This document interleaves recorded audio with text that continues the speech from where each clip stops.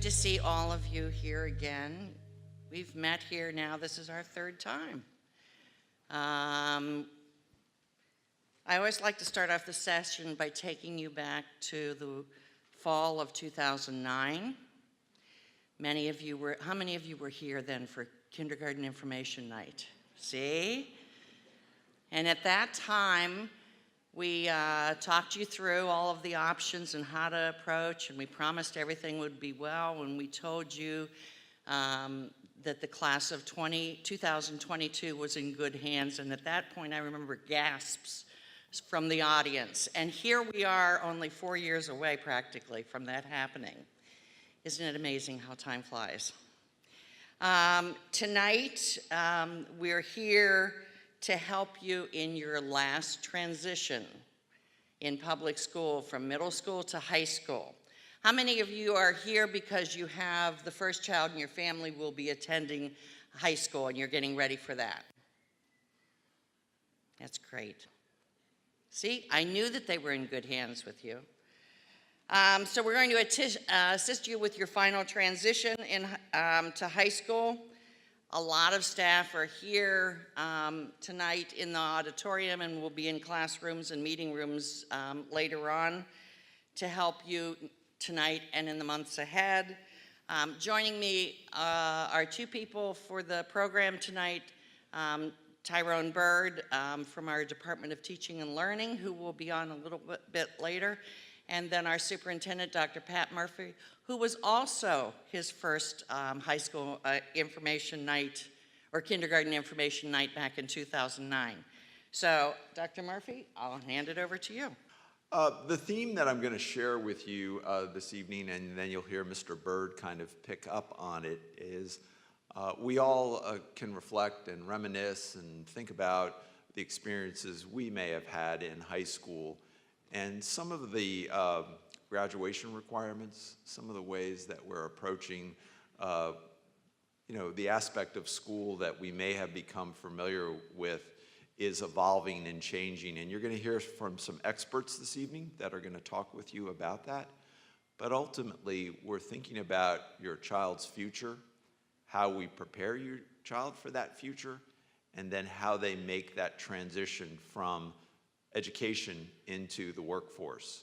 So just like you've experienced those other transitions from elementary to middle, now to high, ultimately, how is this all building and scaling up so that as your child goes out there into either post-secondary experiences or the workforce, how have those skills been built over the time, over whatever experiences they've had here with us, but also experiences that they've had in the community as well as with some of the extracurricular activities here at their schools.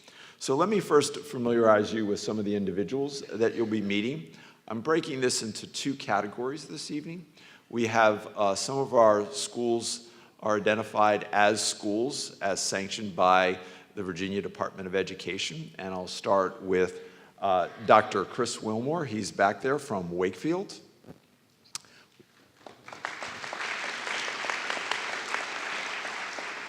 We also have Dr. Greg Robertson, and this is his house right here, Washington Lee. And then we have Miss Bridget Loft from Yorktown. So coupled with the comprehensive schools that we have at the high school level, we also have a variety of programs, and you're very familiar with these. You may become more familiar as the evening goes on, but I'd like to introduce these individuals to you, and I'm going to start first with Dr. Casey Robinson from HB Woodlawn.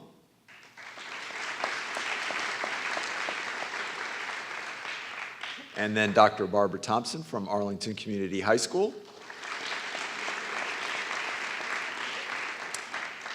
We have Mr. Cleveland James from Langston.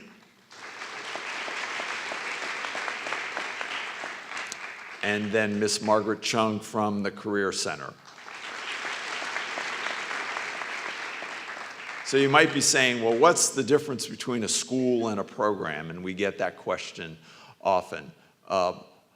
Basically, some of the requirements from the state, they all, though, have similar objectives and standards, but there is some flexibility with our programs as far as how they meet some of those requirements. And so that's the distinction the state puts around them. And that's actually why we've been able to offer many of the programs here, because we have that philosophy of offering a variety of things that meet the needs and the interests ultimately of our students. And we see as a result of that, they flourish.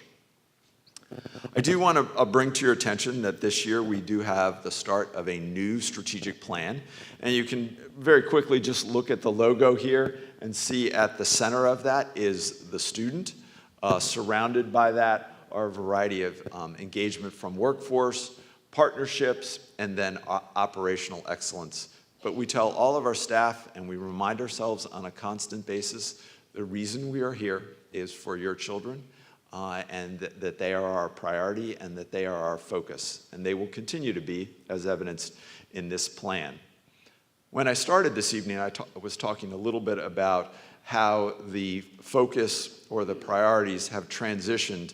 There was a strong emphasis around standardized testing and rigorous academics. I think you can see as part of one of our second goals, the health and well-being of students. So the idea of a balanced approach and also, focusing on what students are interested in and where they see themselves not only today, but where they see themselves going to is really a part of what I would say is a balanced plan and a balanced approach that ultimately is reasonable.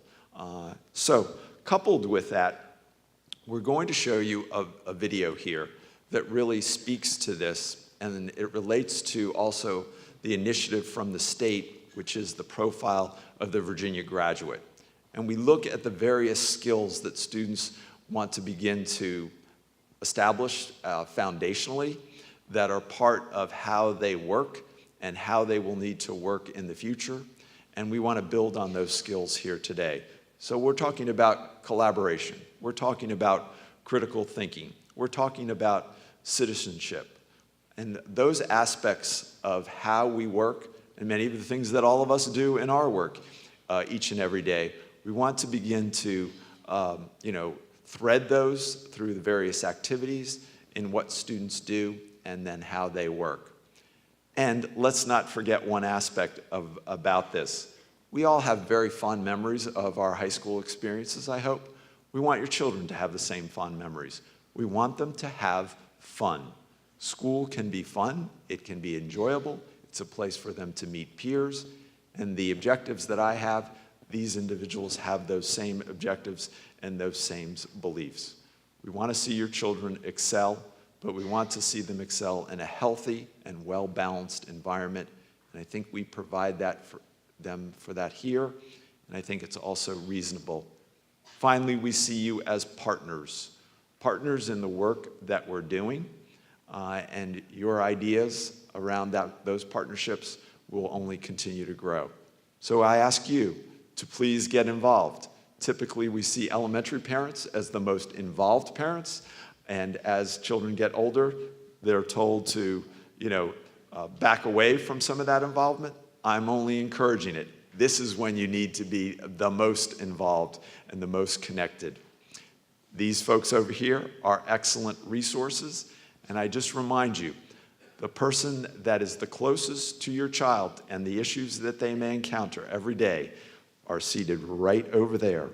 And so they should be your first point of contact when issues arise and they may not be able to be resolved. And I strongly encourage that, and they strongly believe that as well. So let's transition to this video and see how we talk a little bit about the profile of the graduate and what we are ultimately preparing your children for and for their future.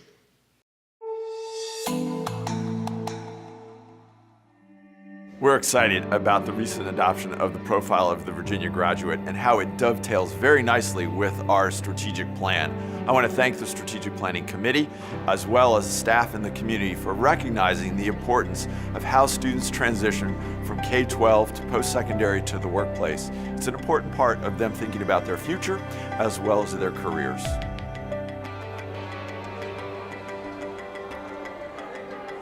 We're collectively excited about the opportunity to relax the expectation that students pass standardized assessments to demonstrate content mastery. Now that we are given some freedom with regard to how we instruct and provide academic challenges to our students, we're giving them real-life opportunities through project-based assignments so that students are developing the skills and abilities that they'll need to be successful. We've heard from the consumers of our graduates, and they don't just need students with high levels of content mastery. They also need students with an extensive array of soft skills. Some of those skills like leadership and good teamwork and agility and flexibility and those sorts of things. We've even heard from them that they need people who are caring. What are we doing curricularly in Arlington Public Schools to ensure that we're developing graduates that have that extensive set of skills that they can transfer from one profession to another?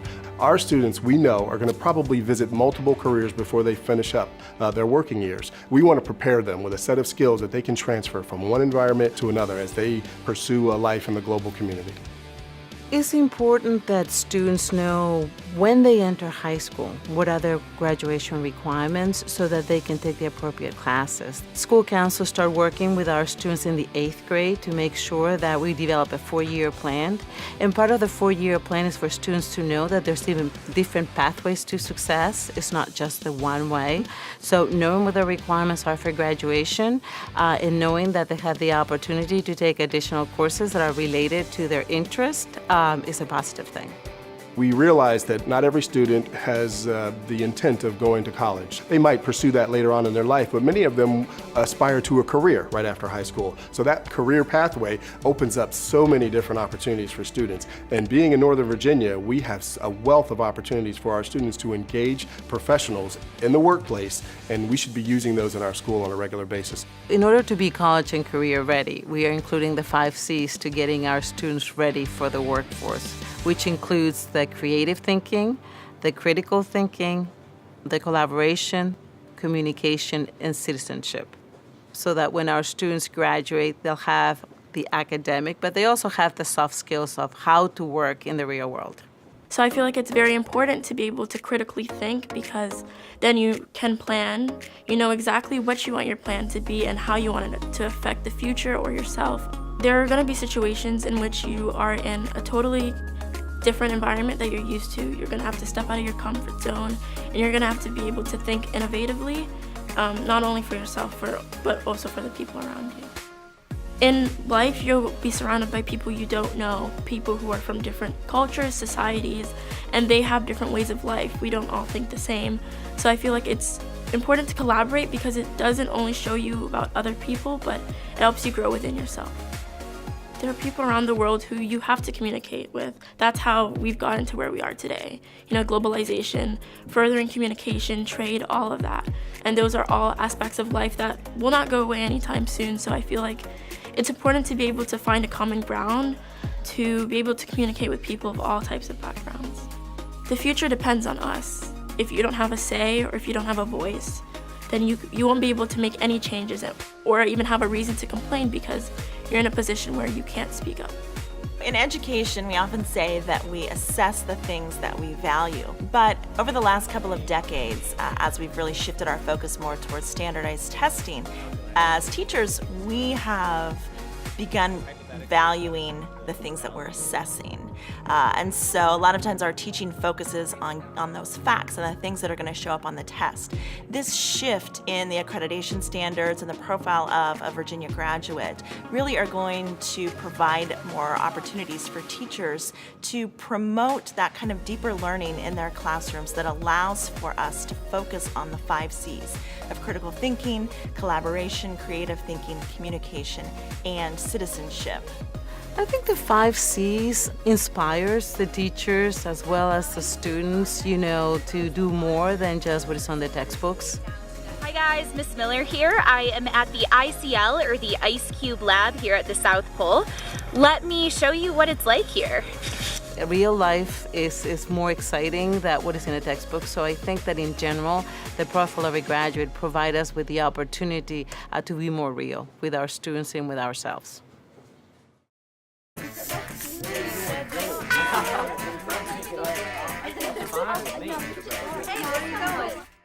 All right, round of applause for that. Great work by our video crew.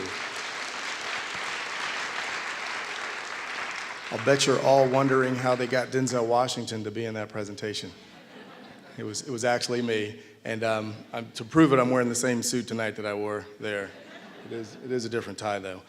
So thank you so much for being here this evening. This is an exciting time in the lives of our young people. Parents, how many of you would trade places with your young one tonight?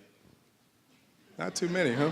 Oh, always a little sketchy on that one. So, but kids, high school is amazing. You're gonna love it. Your parents are just happy with where they are right now, but you're really gonna enjoy high school, especially in Arlington, Virginia. I think we have a wealth of wonderful schools in our community, and we should be so very proud of the work that we do. As Dr. Murphy mentioned, my colleagues in the buildings are amazing professionals, and they could have chosen to do any number of things for a living, but they've chosen to work with our young people, and we're so very appreciative of them and the skills that they bring forward. So we're lucky, we're in a good place. High school, it's going to go by fast. As Ms. Erdos mentioned earlier, you can remember your kindergarten, welcome to kindergarten, whatever information like that you had many years back.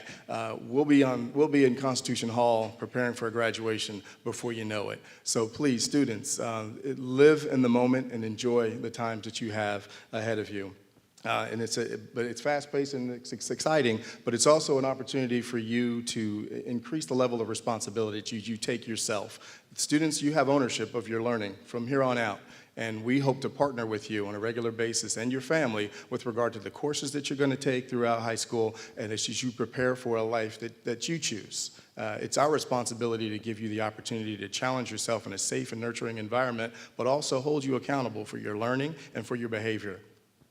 You'll get a chance to explore many opportunities as you matriculate through high school. Again, Arlington is well situated in our nation and in our world for you to have a wealth of opportunities, not only in our high schools, but also outside of them. And externships and internships will be opportunities that you can pursue as you go through school. And then another thing, expect to fail. There will be times when you don't get things on the first attempt, the second attempt, or the third attempt. Continue to try. Enjoy that failure, embrace it so that you are prepared for the inevitable failures that will come after graduation. This is a safe place for you to say, I don't know, I don't understand, I don't get it. We're here to help you understand and get it, okay? So don't avoid failure. So when's our school day begin? 8:09, there'll be a first bell that'll tell you that you have 10 minutes to get to your first class, and we'll hit the ground running at 8:19 every morning. The school day ends at 3:01, and after that time, you can participate in extracurricular activities at your school, or you can head home, or maybe get a job even, right, after your sophomore year. So with regard to your course selection process, we begin in January right after winter break with a transition to high school meetings that will begin with your middle school counselors. They'll visit classrooms and have conversations with you about the program of studies. We'll visit that here in a moment. And then also right after winter break in February, the high school counselors will visit the middle schools and talk to you about some of the courses that are offered at the high schools and the various high schools that you'll have an opportunity to attend. And then lastly, after your course request forms are completed in late spring, you'll have an opportunity during the summer to visit your high school and have an orientation. And parents, if I might encourage you to do this, during the course of this school year, visit the high school or many of the high schools that we have in Arlington and get a sense of what their culture is like. Attend a play, go to a game, sit in the stands, listen to the students, see how they interact with one another. Get a sense of what that culture is like. It'll really help assuage any concerns or anxiety that your child might have about what high school might be like, but it'll also help inform you. I also recommend you go to a PTA meeting and listen to what the families are concerned about as they are in the throes of high school. So give yourself a chance to understand what your school culture is like, and you can be proactive with that.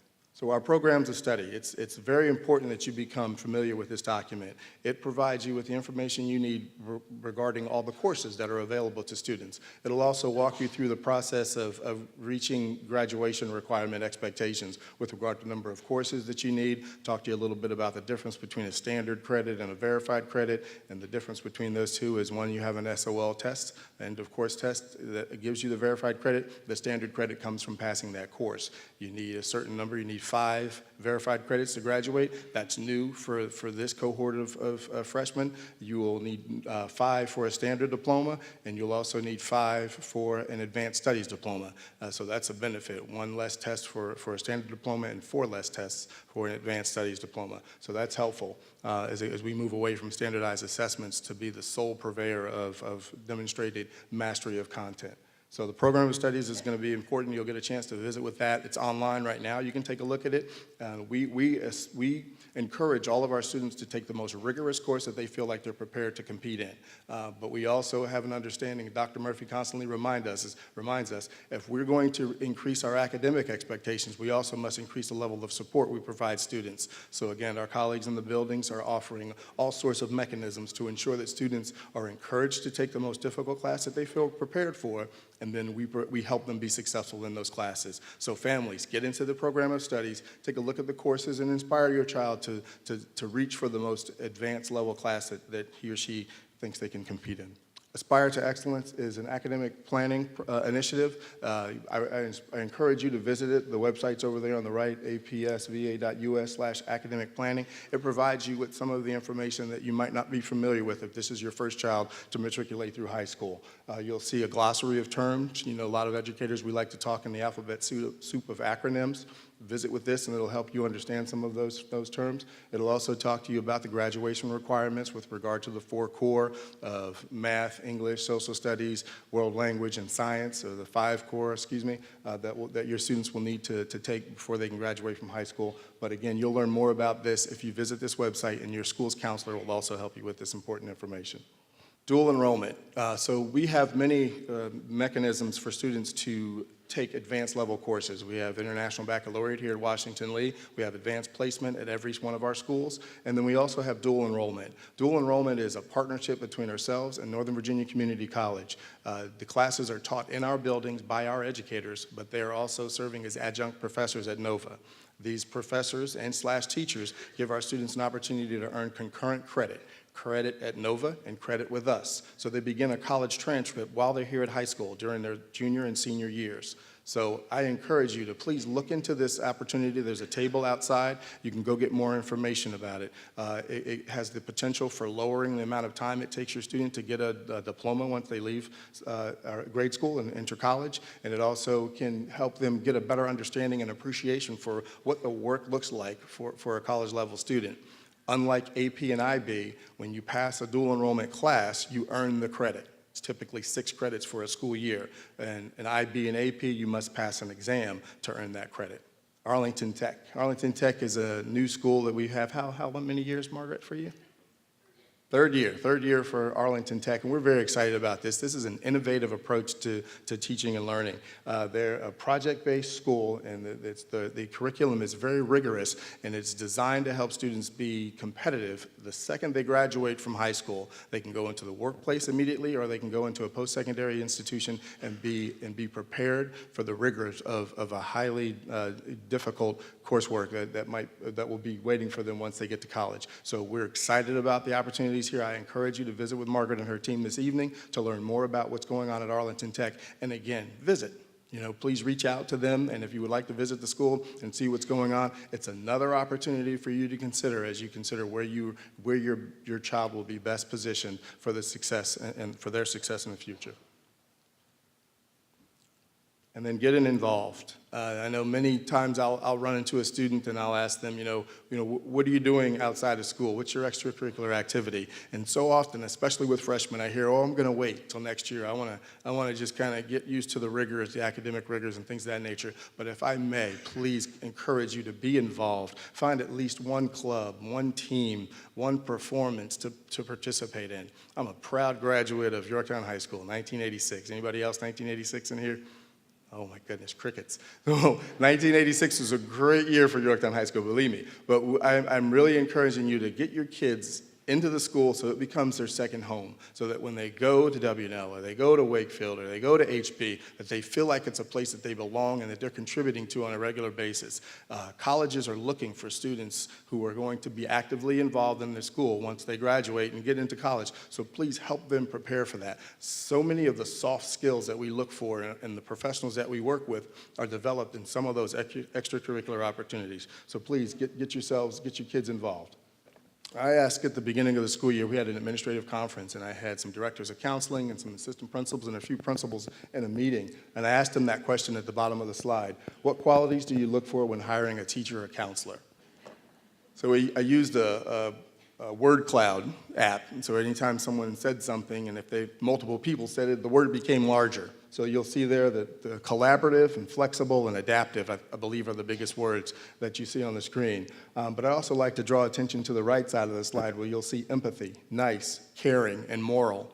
So as Dr. Murphy mentioned, absolutely, we're going to challenge your kids with all sorts of academic rigors. Your kids are going to come home and their brain's going to be sweating some nights from the difficult level of academics that we're going to put them through. But we also have buildings full of compassionate, caring educators who love your children. They will become parts of their family. They'll be invited to their weddings and their graduations and things of that nature. We hire people because they demonstrate those qualities. We want them in our building, engaged with your children on a day-to-day basis. Please access them as a support mechanism as you matriculate through high school, because again, before you know it, you'll be in Constitution Hall celebrating the graduation of your child. Thank you so much for being here this evening. I look forward to meeting and working with each and every one of you.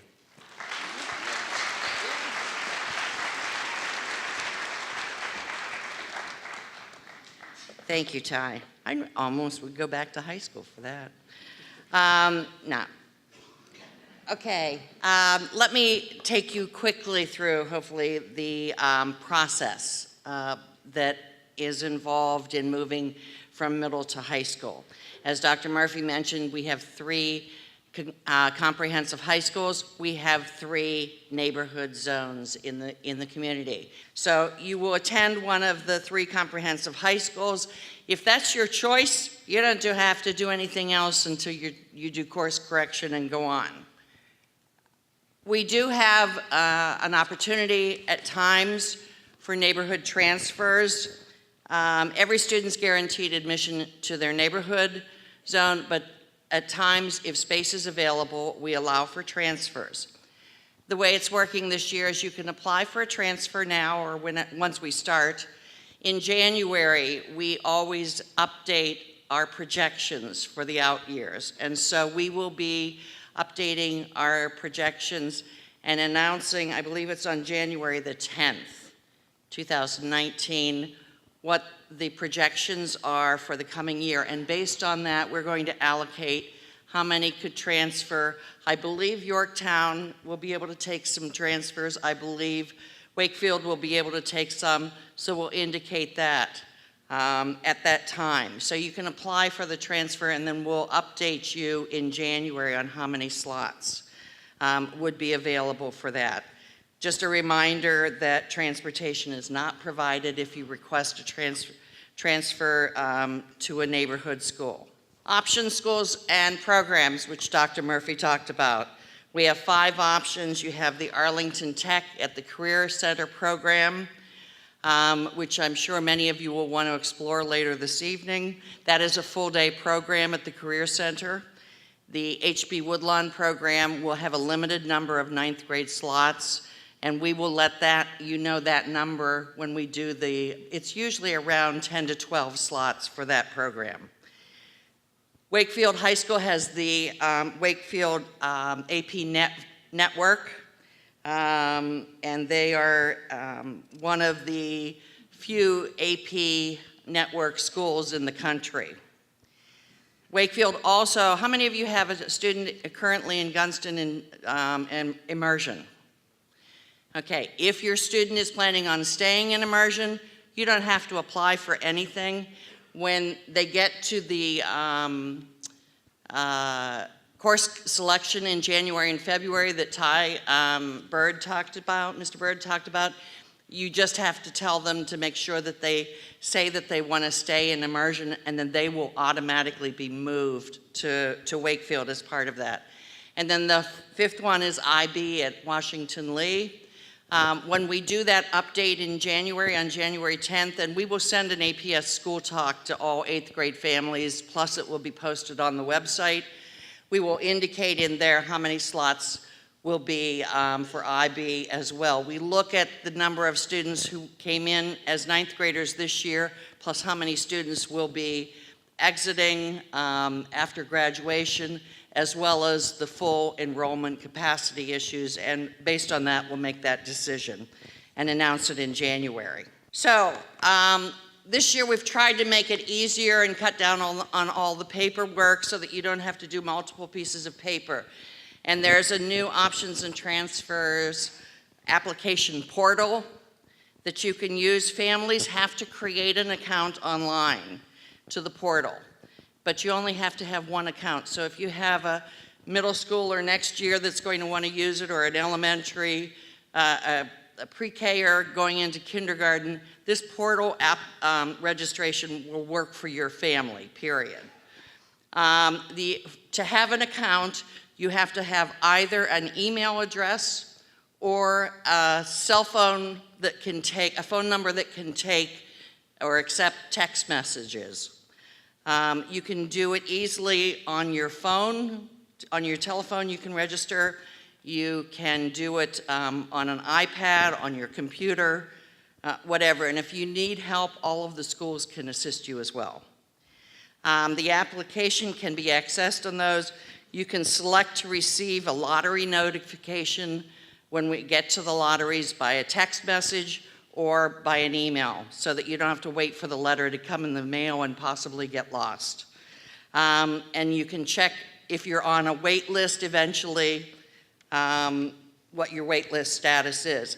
I will mention one thing about wait lists, and that is that starting this year, wait list numbers are only for 1 year. At the end of the year, if you want to go back on the wait list, you have to reapply for that. So that is a change, rather than keeping people on wait lists that may be out of date for over a 4-year period. So here are the timelines. November the 5th, that portal will open, and we will be sending out a school talk message at 8 a.m., but it's not a first come, first serve, so don't crash the portal. You know, you have between November and January to do this, and take time and do it thoughtfully. In January 10th, we will send out the school talk message with the numbers, as I mentioned, and then that portal will close on January 18th at 4 p.m. The lotteries, if they're needed, if there are more applicants, then we have slots available. We will do lotteries on January 29th, and the notifications will be sent out to families via email or text on February the 5th. And then families, you have to confirm which choice. If you applied for 4 choices on that one portal form, you have to choose one by February 22nd so that we can begin the course planning for all of the schools. Time frames to visit schools are here. They're in the guidebooks that you received. I'm not going to read them, but you have a daytime visit opportunity and an evening opportunity to visit all of the schools, not just what you do here tonight. Lots of opportunities to stay involved with us if you follow social media. We're on social media. You can check the website. Thank you very much for coming, and welcome to high school, and we look forward to seeing you in 2022.